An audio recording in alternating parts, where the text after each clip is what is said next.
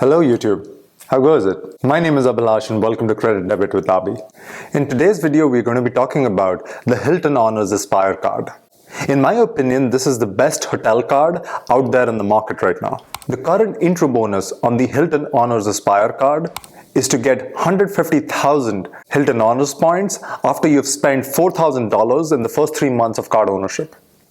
The card comes with a $450 annual fee. On this channel, we talk about the concept of net effective fee, and we'll see how we can come out ahead when we have the Hilton Honors Aspire card. Let's dive into it. Let's talk about the net effective fee on this card. Now, I told you that the annual fee on the card was $450, which seems pretty steep, but the credits and the benefits on the card can easily outweigh that annual fee. Let's talk about a few of them. You have the $250 Hilton Resort credit. Now, bear in mind that not all Hilton properties qualify for this credit. You can find a link on the Hilton website that leads you to a portal where you can see which Hilton resorts will actually qualify for this credit. If you travel a couple of times in a year and you stay at a Hilton property at least once, I think you can easily extract the $250 value on this card. We're going to be traveling to Aruba in May, and if you go to the Hilton website and look at some of the properties that qualify for this credit, you will see that there are 2 Hilton properties that qualify for this credit, and it makes the decision of owning this card easier.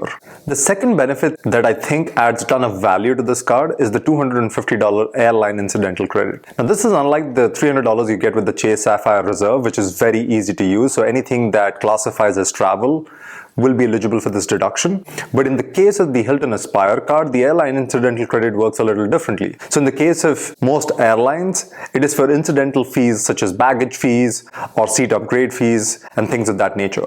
Across my Amex Platinum and this card, I've selected United because I can use it for one-time United Club memberships. I can use it for travel banks. So generally, I try to keep the travel bank amount at around $50 to be able to get the amount credited back from Amex. But in totality, I would say that you can value this $250 airline incidental credit at 100%.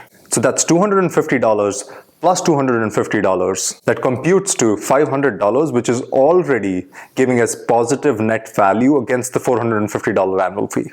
But that's not the end of it. There's another phenomenal benefit on the Hilton Honors Aspire card, and that is the free night award that you get every anniversary year. Unlike a lot of the other cards, you don't have to wait until the end of the first anniversary year. You actually get the free night award the first year of ownership of the card. Now, this gets issued somewhere between 8 to 14 weeks after you open the account. And that's great because you can actually plan travel in the first year of ownership of the card. The great thing about this free night award is that it's pretty unique to this credit card. A lot of the other credit cards from the other hotel chains actually give you either points or some other benefits that don't exactly translate into a free night at any of their properties. But this particular award night can actually be used at most Hilton properties, including Conrad and Waldorf Astoria. That to me enhances the value of this card exponentially. For example, if we look at the Maldives and look at Waldorf Astoria in Maldives, the nightly rate at this hotel is somewhere in the region of $2,000 plus. So as you can see, even if you were to just use this benefit of the credit card, you're getting more than 4 times the value on the annual membership every single year. I understand that not everyone is going to be flying to Maldives to stay at Waldorf Astoria, but if you're traveling even locally within the US, you can look at properties that give you great value for the free award night. And I would say you could easily extract anywhere between $250 to $300 value every single year. So now if you look at the net effective fee, it's going to be $250 from the airline incidental credit. It's going to be $250 from the Hilton Honors Resort credit, and then about $250 to $300 on the free award night at the very least. You're coming out way ahead of the $450 annual fee. The card has a few other benefits that we'll get into in a minute, which makes this an even better card. I would classify this as one of your keeper credit cards. You get Priority Pass Select with this credit card, and that allows you access to Priority Pass lounges across the world alongside 2 other guests. I've said this in multiple other videos. Priority Pass used to be a great benefit to have on a credit card, but I think there are multiple credit cards, especially the ones that come with an annual fee, that now offer Priority Passes. And then most Priority Pass lounges, when you're traveling, especially internationally, are packed. It's almost becoming difficult to get into these lounges to even extract value from Priority Pass. In my opinion, the only thing this is useful for is if you're going into a lounge to get a cup of coffee or get a quick bite to eat, and then you're actually better off sitting in the airport than actually sitting inside the lounge because it is so crowded. This benefit is the icing on the cake for me. You get diamond status with the Hilton Honors Aspire card.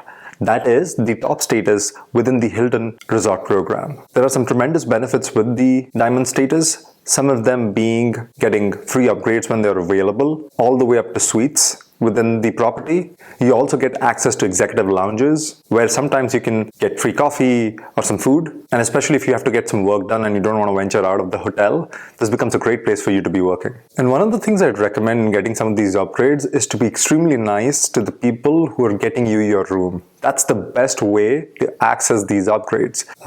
At the end of the day, it is a human-to-human interaction, so while you might be eligible, if you're rude to the staff at these resorts, the chances that you get an upgrade actually go down. And I think this is such a clutch benefit in the credit card because there are a lot of other credit cards that actually don't give you access to the top tier status within the hotel program. Now let's talk about one of the benefits that actually doesn't make a ton of sense. They give you $100 back when you book 2 consecutive nights through the website link they provide you when you book a Conrad property or a Waldorf Astoria property. Now these properties are generally priced way above an average hotel within the Hilton Resort program. And so unless you're paying retail prices for some of these hotels, I don't think you're going to be able to extract value from the $100 that you get back at some of these hotels. There is another category of credit card user that may not get value from this credit card. Now, if you're someone who travels maybe just once a year and you are not someone that prioritizes staying at a Hilton property, it may be very difficult to get value out of the card because you may only be able to use the airline incidental credit.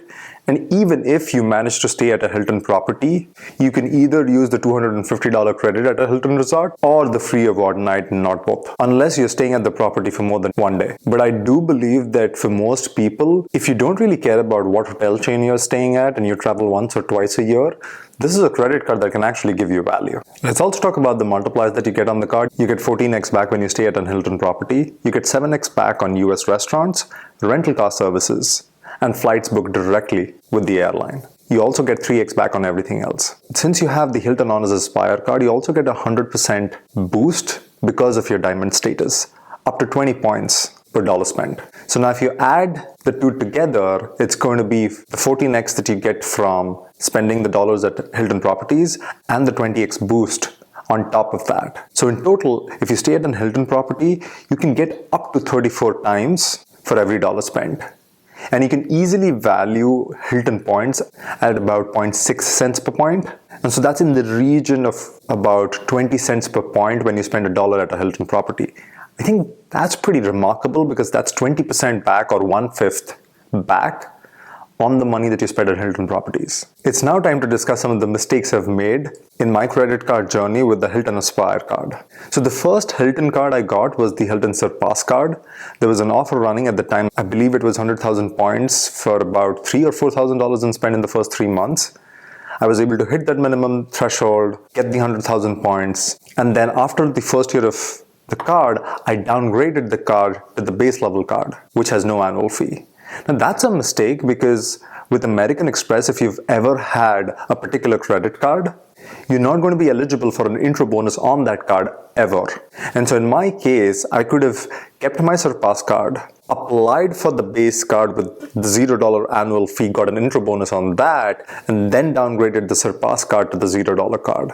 That way, I would have been able to get the intro bonus on both of those cards and then not pay any annual fee on both of those cards. Whereas now, since I applied for the Surpass card, downgraded to the $0 card, I'm ineligible to get an intro bonus on the base card. Having said that, I hadn't actually taken an upgrade offer from Hilton and upgraded my existing card into an Hilton Aspire card. So I was able to apply for an Hilton Aspire card, get 150,000 points, and then upgrade the base level card that actually was the Surpass card up to the Hilton Aspire card, giving me 2 Hilton Aspire cards.